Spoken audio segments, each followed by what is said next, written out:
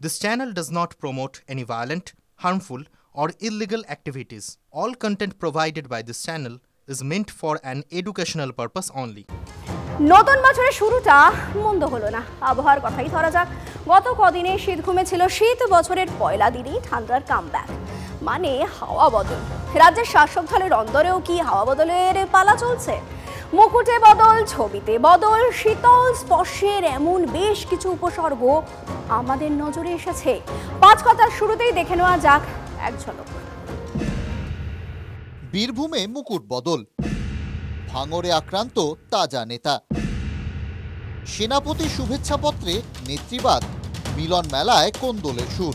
বীরভূমের নানুরের বাসাপাড়ায় তৃণমূলের প্রতিষ্ঠা দিবস উপলক্ষে প্রতি বছরই মিলন মেলা হয়। এবার সেই অনুষ্ঠানে ৭৫০ গ্রামের রূপোর মুকুটে বরণ করা হলো কাজল শেখকে। টুইস্ট অন্যত্র। এতদিন এই মেলায় আসতেন অনুব্রত মণ্ডল, তার মাথাতেই উঠত রূপোর মুকুট। এবার মুকুট যে মাথা বদলালো তাই নয়, বলতে উঠে খোঁচাও দিলেন বীরভূমের জেলা সভাধিপতি। তাদের দলে ঠাঁই হবে না, এটা আমার কথা নয়, মমতা বন্দ্যোপাধ্যায়ের কথা। এটা আমার কথা নয়, অভিষেক বন্দ্যোপাধ্যায়ের কথা।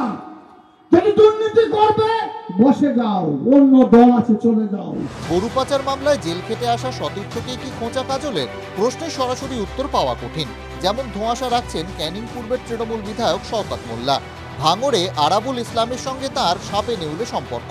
তৃণমূলের প্রতিষ্ঠা দিবসের পতাকা উত্তোলন নিয়ে বছরের প্রথম দিনই ভাঙড় উত্তপ্ত। আক্রান্ত তাজা নেতা। হাতিশালায় আরাবুলের গাড়ি ভাঙচুর। আরাবুলের অনুগামীদেরও মারধরের অভিযোগ। আরাবুল ইসলামের উপরে আক্রমণ করে আরাবুল ইসলামকে তৃণমূল থেকে হটানো যাবে না। শওকত মোল্লা নিজে 6 লেনে বসে আছে আর আমার উপরে হামলা হচ্ছে। শওকত মোল্লা নিজে 6 লেনে বসে আছে, আমার উপরে হামলা হচ্ছে। শওকত মোল্লার নির্দেশে কয়েকজন কুখ্যাত সমাজবিরোধীরা আমার গাড়ির উপরে আক্রমণ করেছে। অভিযোগ শুনে শওকত বললেন, শওকত মোল্লা ভার্সেস আরাবুল এটা তো এটা একটা কালচার হয়ে দাঁড়িয়েছে। এখানে তৃণমূল কংগ্রেসের মধ্যে কোনো গোষ্ঠী নেই, আর আরাবুল কোনো পার্টির কোনো পদে কোনো জায়গাতে নেই। ফলে এখানে আবার গোষ্ঠীটা আসছে কি করে? মোল্লা কেউ না, দলের বিধায়ক তিনি, আমি দলের কনভেনার, আমি দলের পঞ্চায়েত সমিতির সভাপতি। শওকত মোল্লা হয়, শওকত মোল্লার কি আছে, অবজারভারের কি আছে? কিছুটা কাজলের ঢঙে সতীর্থকে নিশানা। আপনার এই যে ভূতের মুখে রাম নাম, এটা শুনে অবাক হচ্ছে। এর দুটো কারণ, এক হচ্ছে 31st নাইটের হ্যাংওভার, আর নয়তো ঠাকুর শ্রী শ্রী রামকৃষ্ণদেব বলেছিলেন আজকের দিনে দাঁড়িয়ে যে তোদের চৈতন্য হোক। তা জানি না এদের চৈতন্য হলো কিনা তৃণমূলে। তৃণমূল কংগ্রেস এক এবং ঐক্যবদ্ধ, কোনো মতপার্থক্য থাকলে সেটা নেতৃত্ব দেখে নেবে। তৃণমূলের উপরতলাতেও কি শীতল সম্পর্কের ছোঁয়া? দলের প্রতিষ্ঠা দিবস উপলক্ষে অভিষেক বন্দ্যোপাধ্যায়ের শুভেচ্ছাপত্র নিয়ে জোর বিতর্ক। সেনাপতি শুভেচ্ছাপত্রে নেতৃবাদ। এর আগে 2021, 22, 23, 24 প্রতি বছরই অভিষেকের পোস্টে মমতা বন্দ্যোপাধ্যায়ের ছবি থাকত। এবার একা অভিষেক। এ তৃণমূল দল এইভাবেই তাদের যে অপরাধ, তাদের যে পাপ, তাদের যে দুর্নীতি, সেই দুর্নীতির পাপের অতল গহ্বরে তৃণমূল এইভাবে নিমজ্জিত হবে। তাই তাদের মধ্যে মুষল পর্ব শুরু হবেই হবে। তাদের মধ্যে এই অন্তদ্বন্দ্ব আগামী দিনে আরও রক্তাক্ত হবে, আরও নৃশংস হবে, আরও নিষ্ঠুর হবে। তৃণমূল কংগ্রেস নিশ্চিতভাবেই মমতা বন্দ্যোপাধ্যায়, তার প্রতিষ্ঠাতা, তৃণমূল কংগ্রেসের মুখ, আবেগ, সম্পদ মমতা বন্দ্যোপাধ্যায়। আবার অভিষেক বন্দ্যোপাধ্যায় আমাদের সর্বভারতীয় সাধারণ সম্পাদক, তিনিও সংগঠনে অত্যন্ত গুরুত্বপূর্ণ। ফলে আমার মনে হয় এটা বিষয়টা এদিক থেকে বিচার করার কোনো জায়গা নেই। নবীন প্রবীণ দ্বন্দ্বের জেরেই কি এই ছবি? কাজলের মাথায় রূপোর মুকুট, আরাবুলের আক্রান্ত হওয়া, অভিষেকের শুভেচ্ছাপত্রে মমতার ছবি না থাকা, সবটাই কি এক সূত্রে বাঁধা নয় কি? সৌরভ গুহ, হিমাদ্রি মণ্ডল ও সত্যজিৎ মণ্ডলের রিপোর্ট, TV9 বাংলা। তৃণমূলের অন্দরে যখন এমন নানা বিতর্ক, ঠিক তখনই একটি তাৎপর্যপূর্ণ মন্তব্য করে বসলেন প্রবীণ তৃণমূল নেতা ফিরহাদ হাকিম। দলের প্রতিষ্ঠা দিবসে ফিরহাদের মন্তব্য, তৃণমূল কংগ্রেস মানে শুধু পাওয়ারে থাকা নয়।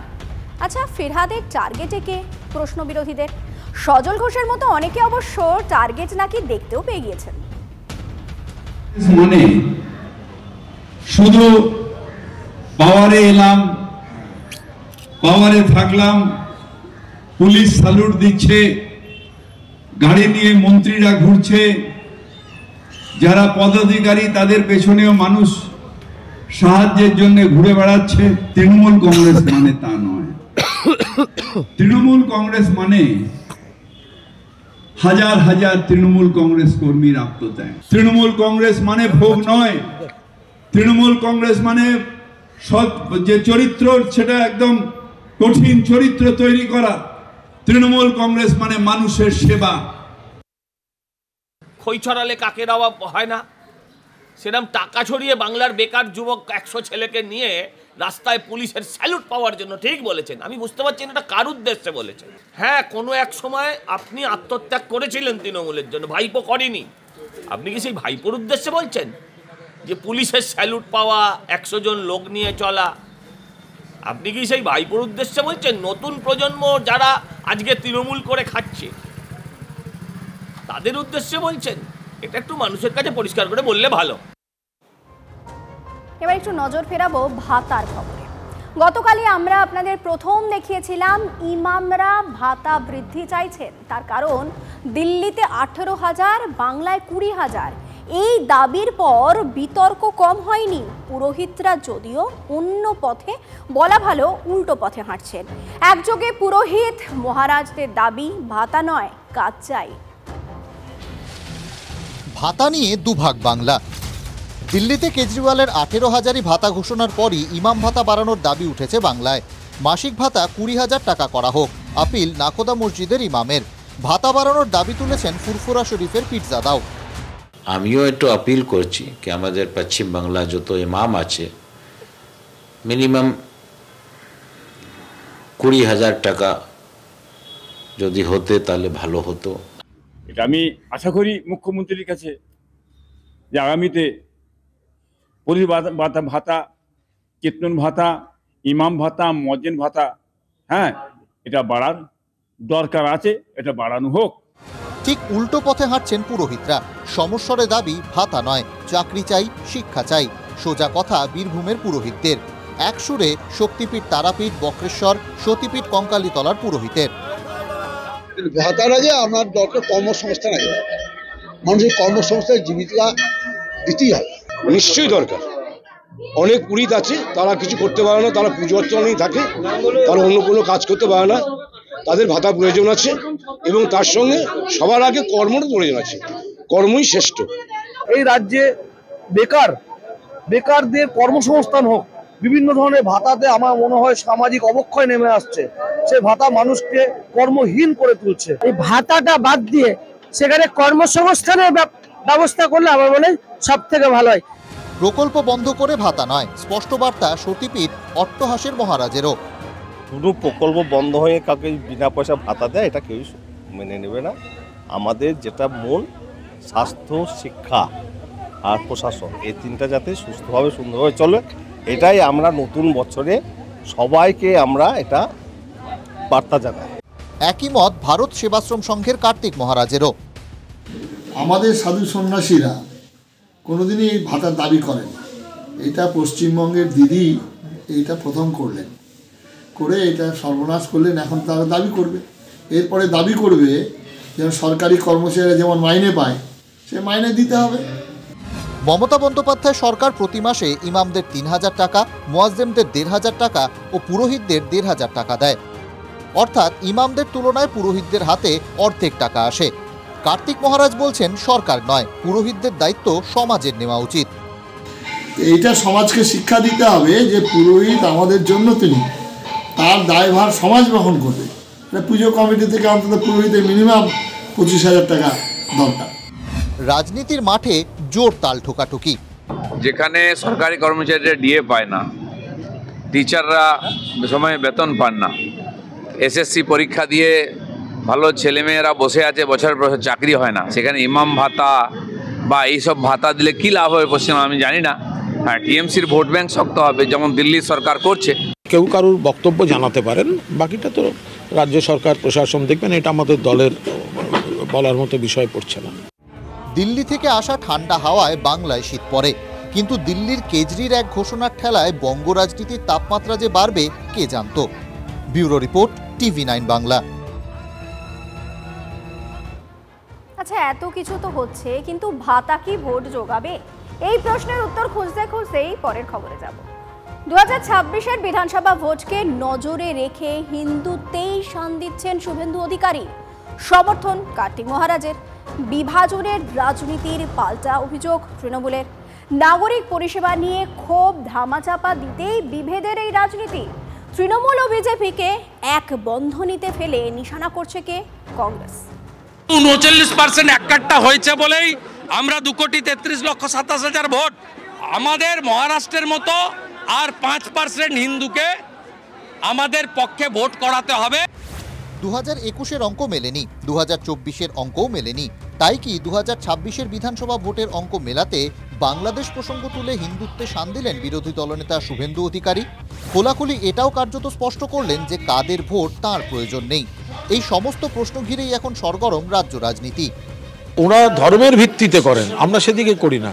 আমাদের কাছে জাতি, ধর্ম, বর্ণ নির্বিশেষে সব মানুষ। শুভেন্দুবাবু বলছেন যে প্রদত্ত ভোটের 5% যদি বিজেপির দিকে আসে তাহলে ওনাদের সরকার।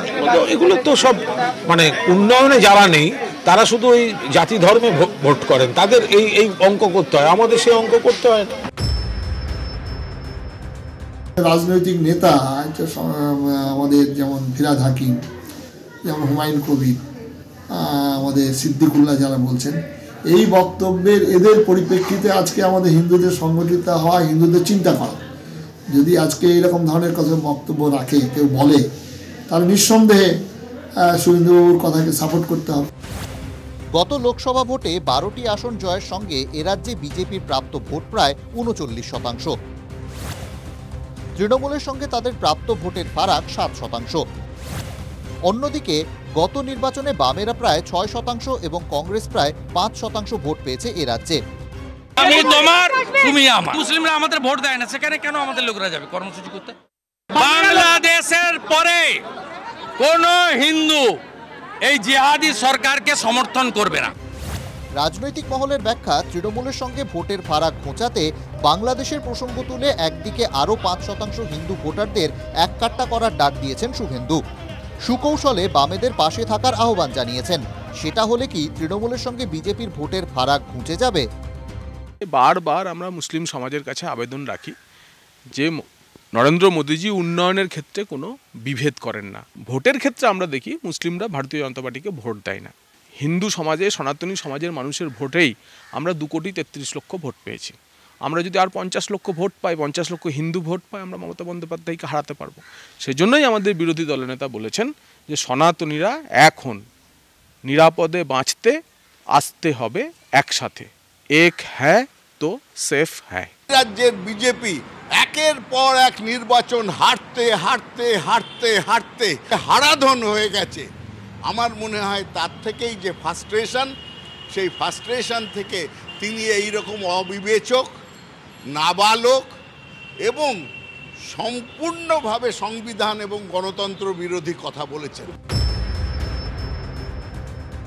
সস্তায় পুষ্টিকর নির্বাচন করতে গেলে সাম্প্রদায়িক মেরুকরণ করো, তখন আর মানুষের শিল্প, স্বাস্থ্য, শিক্ষা, চাকরি, বাজারের অগ্নিমূল্য তার কথা মাথায় আসবে না। আদতে তারা উভয়ই সাম্প্রদায়িক ভোটে বিশ্বাস করে, তাই তারা একই মুদ্রার দুটো পিঠ। 2026-এর বিধানসভা নির্বাচনের আর 1.5 বছরও বাকি নেই। পরিসংখ্যান অনুযায়ী শেষ লোকসভা নির্বাচনের নিরিখে বাংলার 294টি বিধানসভা আসনের মধ্যে 91টি কেন্দ্রে এগিয়ে রয়েছে বিজেপি। 49টি এমন আসন আছে যেখানে 10,000-এর কম মার্জিনে পিছিয়ে রয়েছে তারা। 21টি বিধানসভা কেন্দ্র এমন রয়েছে যেখানে পিছিয়ে থাকার মার্জিন 10 থেকে 15,000-এর মধ্যে। ভোট রাজনীতিতে সোশ্যাল ইঞ্জিনিয়ারিংয়ের সিদ্ধহস্ত বিজেপির থিঙ্ক ট্যাঙ্ক শেষ পর্যন্ত কোন ফর্মুলায় চলবে? গোবলয়ে যে অঙ্কে তারা বাজিমাত করে, সেই অঙ্ক কি মেলানো সম্ভব হবে বাংলার মাটিতে? প্রশ্ন উঠছেই। TV9 বাংলা।